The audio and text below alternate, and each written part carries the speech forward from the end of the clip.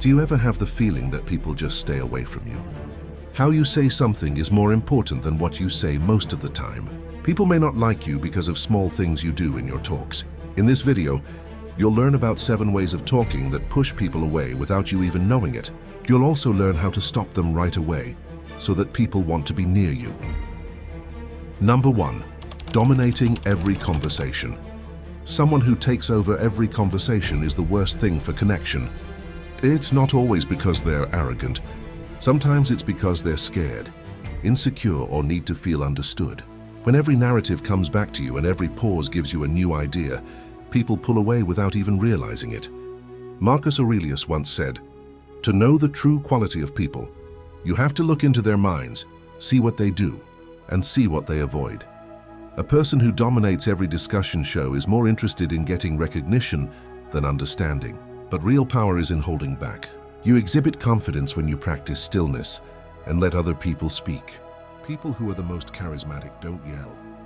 They listen to you. It's not passive to listen deeply. It's a strong discipline. The Stoics thought that listening was a sign of humility, or the idea that anyone can be wise, not just you. So the next time you want to talk, stop. Let the silence do the work. That little bit of self-control can radically affect how people see you. When you talk too much, you're basically trying to regulate how much validation you get.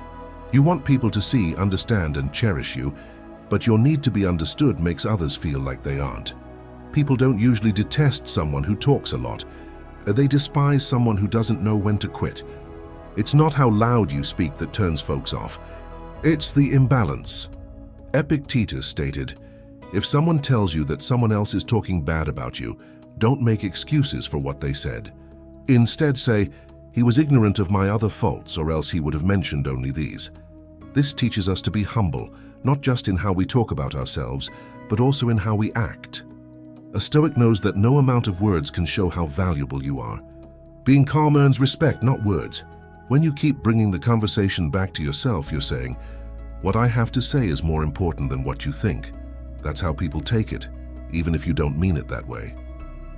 The Stoics said this kind of behavior showed a lack of discipline and an inability to control one's desires. The intelligent person understands that a discussion is a back and forth, not a one-way street. Even as an emperor, Marcus Aurelius did this discipline. He was surrounded by authority and attention, so he taught himself to talk less and listen more. He told himself in his meditations to receive without pride, let go without attachment. That way of thinking also applies to speaking. Don't let your ego get in the way of receiving words. Let go of the impulse to always answer. In its purest form, listening is a sign of power. You show that you don't need continual validation to feel good about yourself when you hold back your words. You give room for other people to think, say, and feel appreciated, and that's what makes you unforgettable. People don't connect with you because you wow them. They connect with you because they feel like you get them. Seneca said, "The mind is shown by speech. It shows what is concealed." If you always talk about oneself, it shows that you are insecure. But if you speak with interest, patience, and tranquility, it shows that your mind is powerful and stable. The Stoics said that the point of talking to someone isn't to win, but to comprehend. When you're talking to someone else, pay attention to how you feel inside. Notice how your mind wants to interrupt, add, or prove anything. That's your ego attempting to take over. Instead, take a breath. Let the time go by. One of the best ways to control yourself is to master this little pause. People may not remember what you said, but they will remember how they felt when they said it. Did you make them feel small? Or did you make them feel like they were being heard? That's the line that separates being respected from being quietly loathed. The truth is that knowledge doesn't yell. It listens. Real power comes from holding back, not from being in charge. The one who can easily stay quiet has already conquered the room, for strength dwells in silence. Number 2, constantly one-upping others. Have you ever told someone a personal tale and they immediately said, "Oh, that's nothing. Listen to what happened to me"? That's the one who is better. Every conversation they have is a competition. The goal may not be malicious, but the message is unmistakable. Your experience is of lesser significance than mine. Seneca once remarked, "No one can be happy if they only think about themselves and make everything work out for them." The one-upper is stuck in that way of thinking. They want attention so badly that they won't let anyone else have it for even a second. Practice self-control to get respect. Let it breathe when someone tells you something important. Instead of taking over the moment, ask questions. A simple, "That's interesting, how did that make you feel?"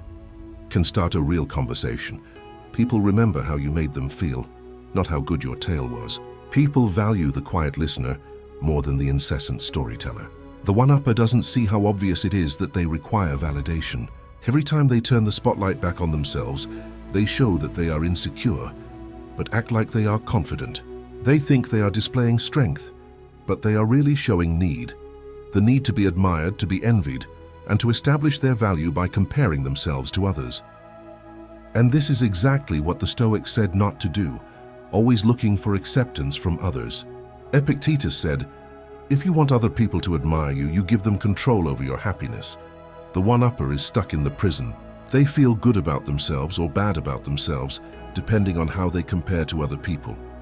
Every tale becomes into a game, and every discussion turns into a scorecard. But real wisdom comes from being happy with what you have, not from comparing yourself to others. The Stoic way is to let go of the need to look significant and to build the strength to just be important without saying so. Marcus Aurelius, who had every cause to brag, said, "Don't waste the rest of your life thinking about other people. When you do, you lose the thread of your own soul." He meant that trying to please other people takes you away from your own sense of order. You stop listening and start performing when you turn every conversation into a show. And people can feel that. They know when a conversation isn't real, since the other person is merely waiting for their chance to shine. It makes a wall that you can't see. They stop talking to you because it seems like walking uphill when they do. You always drag the spotlight back to yourself. The Stoics thought that being humble was not a sign of weakness, but of strength. Seneca said that a smart person doesn't care about looking beautiful. They care about being excellent and quiet. When someone tells you about their experience and you just listen, without judging, correcting, or making them feel bad, you demonstrate a lot of inner strength. You show confidence that doesn't need to be checked. Think about the last time you let someone else's story go without questioning it. When was the last time you said, "I know how you feel," and then told your own story? That behavior, even while it's meant to be helpful, often makes what the other person is attempting to say seem less important. The Stoic way to respond to what other people go through is to be empathetic, not competitive. It's a gentle way of saying that life isn't a show, it's a shared struggle. Instead of replying, "That's nothing, I've been through worse," when a buddy tells you about a problem, say, "That must have been hard. What did you do about it?" This little tweak makes a big difference. It changes a time of self-promotion into a time of connecting with others.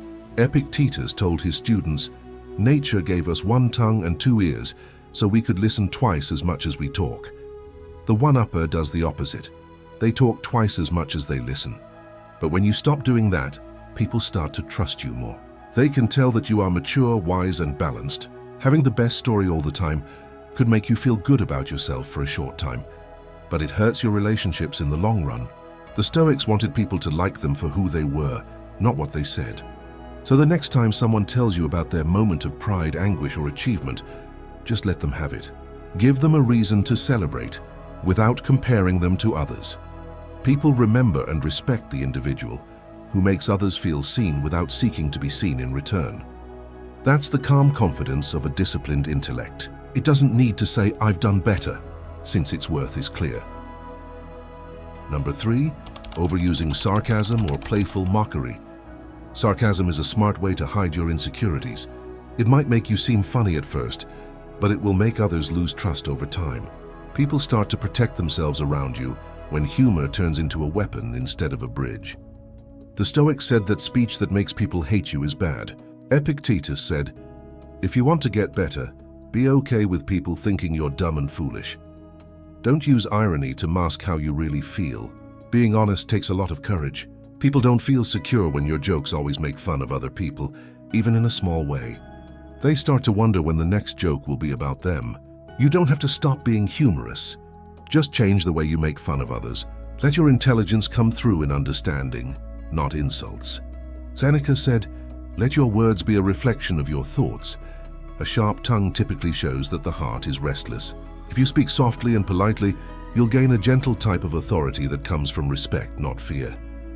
People often think that sarcasm is smart, but it's really an indication of being emotionally impatient.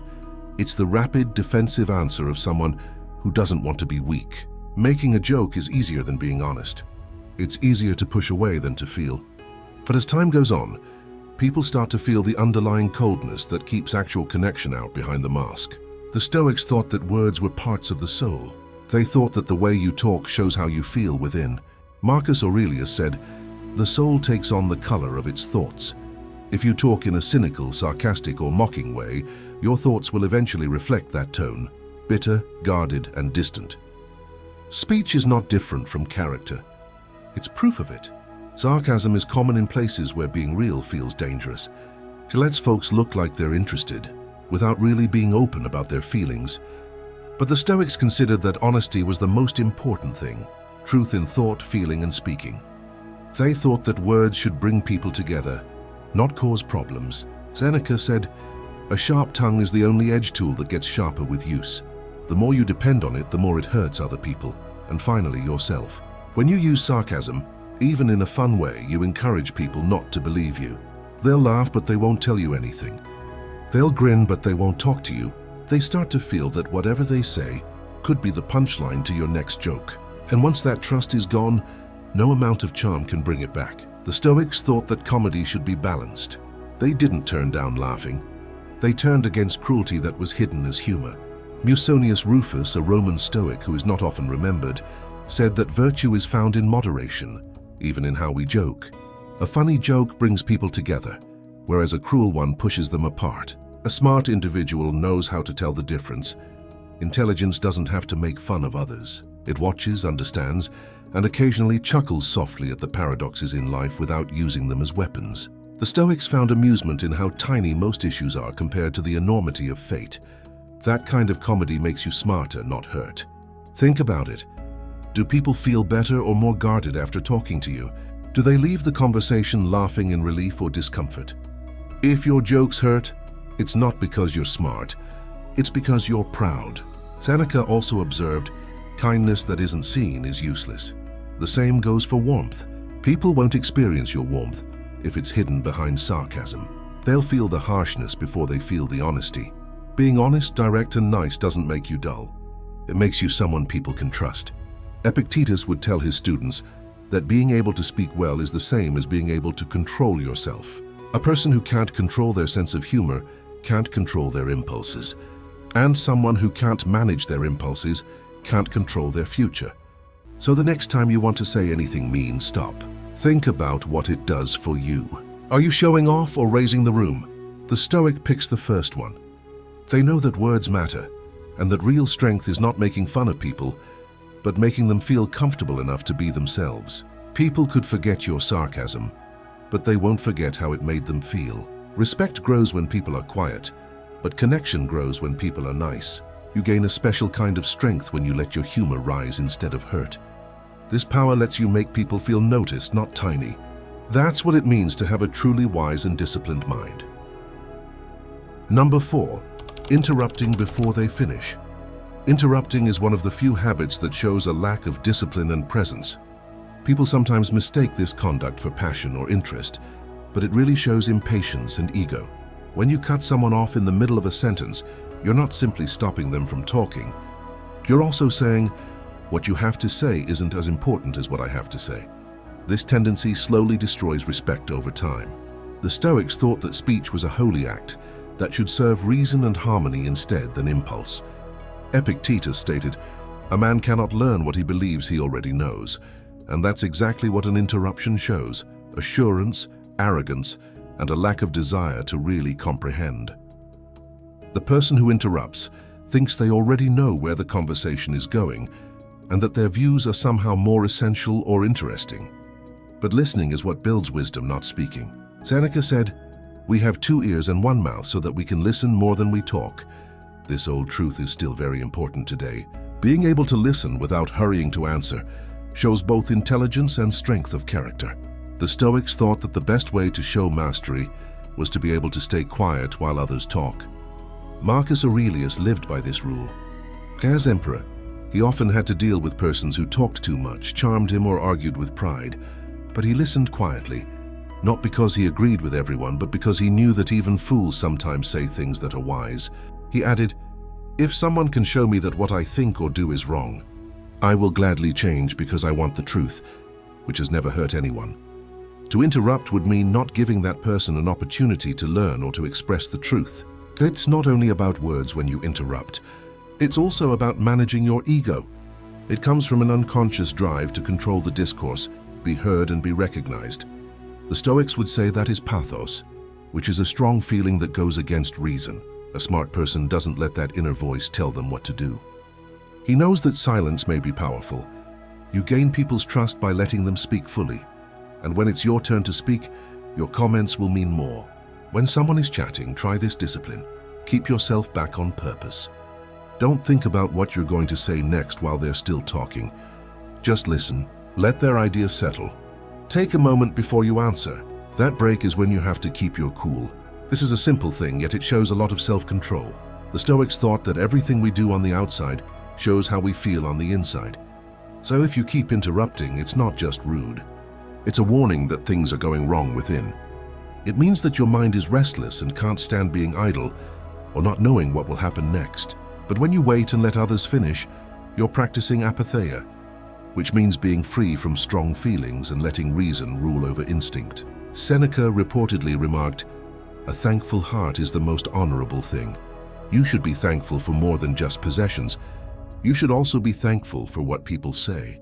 Being fully present when someone is talking is a way to show thanks. It says to others, "Your voice is important here." People automatically respect you more when they feel like you are listening to them. Interruptions can get you some attention, but patience will get you more. People will pay greater attention to what you say if you let them finish their thoughts. The quiet, attentive listener is more present than the loudest speaker ever could be. So don't leap in the next time you want to. Allow silence to last. Let humility take the lead. Real wisdom doesn't haste to be heard. It waits until it has something important to say. Number 5. Pretending to be interested. Fake listening is one of the most subtle types of disrespect. It typically lurks beneath polite grins, casual nods, or the words "that's interesting." But your mind is someplace else when you do those things. Like going over your ideas, deciding what to say next, or just waiting for your turn to speak. People always know when you're not really paying attention, even if you believe you're convincing. The way you speak, the way your eyes don't show attention, and the small pause before you answer all show that you don't care. The Stoics thought that how we give our attention defines the nature of our character. Marcus Aurelius said, "Be there for every meeting. It doesn't last long and it might never come back." This wasn't just about mindfulness. It was a reminder of mortality. Every interaction is brief. Once it's over, it can't happen again. Giving someone your time, even for a short time, is one of the most respectful things you can do. You take away that person's dignity when you pretend to listen. Seneca said, "To be everywhere is to be nowhere," which means that you shouldn't spread your attention too thin. This is exactly what happens when you pretend to be interested in something. Your body is there, but your mind is somewhere else. You may be looking at your phone, thinking about what you have to do next, or practicing your next smart response. That fragmentation doesn't simply make it harder for you to be disciplined. It also makes it harder for you to connect with other people.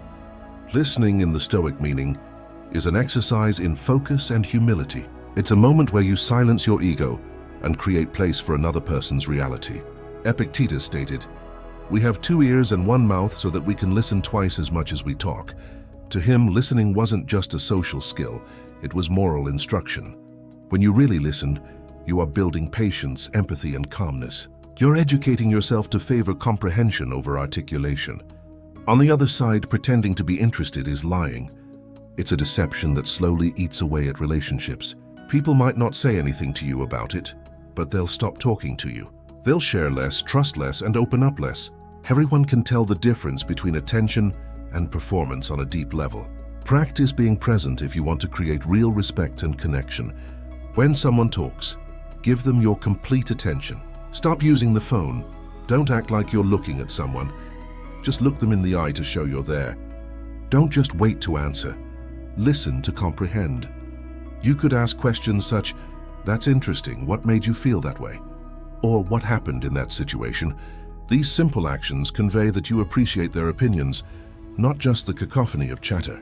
Marcus Aurelius also told himself that everyone you encounter has something to teach you, even if you don't agree with them. With that attitude, listening becomes a way to learn when you talk to people. You begin to see the world through the eyes of others, which helps you perceive things in a new way. And it's funny because people will think you're more interesting, not because you talk more, but because you make them feel important. If you find yourself zoning out in the middle of a discussion, stop and come back to the present. Feel the weight of the current moment. Let your mind relax. The Stoics called this prosocia, which means attentiveness, or the discipline of focusing your mind on what's in front of you. Practicing it changes not only how people see you, but also how you see life itself. In a time when everyone is busy, being there is unusual and powerful. You stand out when you really listen without pretending to. You are strong in your simplicity. You show that you aren't driven by boredom or instinct, but by purpose and intention. There are already too many people who talk. It needs more people who listen and know that real respect is quiet, consistent, and honest. Number 6, turning every discussion negative. Some people can go into a room full of light and still throw a shadow. They don't mean to take away other people's energy, but they do. Everything is a problem, a complaint, or a warning story. It's too hot outside, the work is too hard, and you can't trust people. There is always a soundtrack of negativity. And even if they think they're being realistic, what they're really doing is educating everyone around them to be less positive. The Stoics knew that how you think affects how you see the world. Epictetus said, "What bothers people is not things, but how they think about things. Negativity isn't about the world. It's about how you choose to see it." You show that you have a propensity of seeing life via complaints instead of curiosity when every conversation turns into a complaint. And that practice makes people shun you without saying anything because your words don't inspire. They wear them out. Seneca said, "Hang out with people who will make you a better person. Welcome those who you can help." That means we should try to be a strong presence in other people's life, a voice that raises them up instead of bringing them down. People may not remember everything you say, but they will always remember how you make them feel. They'll start to safeguard their serenity by staying away from you if you drain their energy. Negativity also reflects a deeper weakness. It demonstrates that you haven't learned how to control your point of view. The Stoics practiced amor fati, which means loving fate and accepting things as they are, without anger or complaint. Marcus Aurelius said, "A blazing fire turns everything that is thrown into it into flame and light." A Stoic uses hard times as fuel, not as a reason to get angry. Seeing opportunity instead of problems makes optimism a quiet strength. But being negative, especially when it looks like honesty, frequently seems sensible at the time. The cynic thinks they see life as it really is, but in reality they only see what they want to see. Cynicism may sound smart, but it's usually just disappointment that has become a habit. You don't have to pretend to be happy all the time. Stoicism isn't about acting like everything is fine. It's about teaching your mind to respond with reason instead of complaint. When someone tells you about their dream and your first thought is, "That won't work," stop yourself. Instead, say, "What made you want to do that?" When someone talks about a new challenge, don't jump to the conclusion that they will fail. Give them encouragement. Be realistic in your guidance, but also hopeful. Every time you talk to someone, you give and take energy. You either help people or hurt them. The more light you send out, the more others will want to be around you. Being positive doesn't mean you're naive. It means you're a leader. It indicates that you can stay calm and balanced, even when other people start to doubt themselves. Marcus Aurelius also told himself, "Stop arguing about what a good man should be one." That requires being calm and optimistic, not just talking about it. When you don't let negativity get to you, you show others their better sides. You remind them that life is harsh, but it's not over. Being negative could make you sound smart in a conversation, but being positive makes you attractive. People are drawn to individuals who perceive opportunities instead of problems. They trust people who reply with calm power instead of complaints. Before you say anything, ask yourself, am I adding light or taking it away? Hold your words if they don't make the quiet better.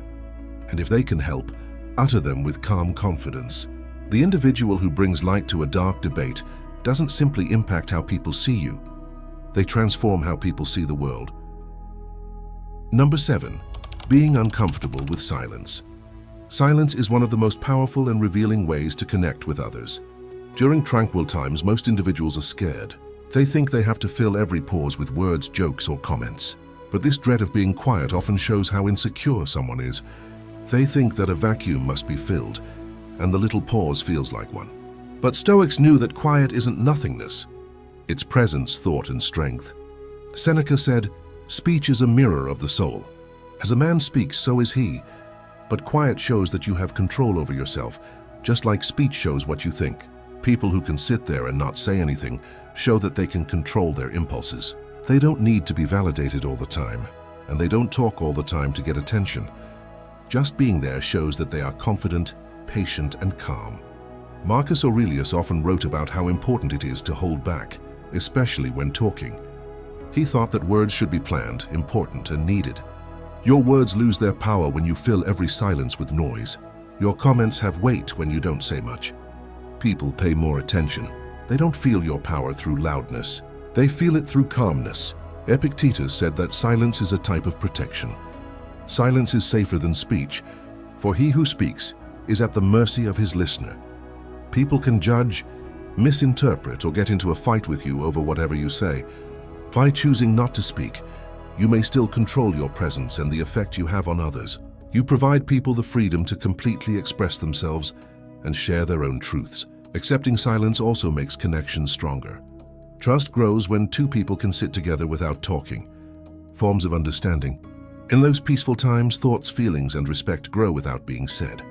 People remember the individual who doesn't rush to fill spaces with noise that doesn't mean anything. They remember the quiet, steady presence that makes others feel heard and important. Being okay with silence isn't being passive. It's being strong. It's the capacity to be totally present without forcing people to talk to you, to show confidence without doing anything, and to value thinking over acting on impulse. Musonius Rufus said that virtue is being moderate in everything, even how you talk. Silence is a disciplined way of using words that shows calmness. Instead than filling a quiet moment, take a break. Take a breath, look, let the silence last. That pause isn't weird. It's strong. It shows that you are in control of yourself and encourages others to think about it. People will be drawn to you not because of what you say, but because of how you make them feel, calm, respected, and understood. People who value stillness stand out in a world where chatting all the time is normal. They have an unseen power, a gentle influence that pulls people in. Silence isn't nothingness. It's a place where presence, clarity, and connection can happen. And mastering it is one of the best ways to get others to respect you and make a lasting impression. The Stoics thought that whatever you say shows how organized or disorganized you are inside.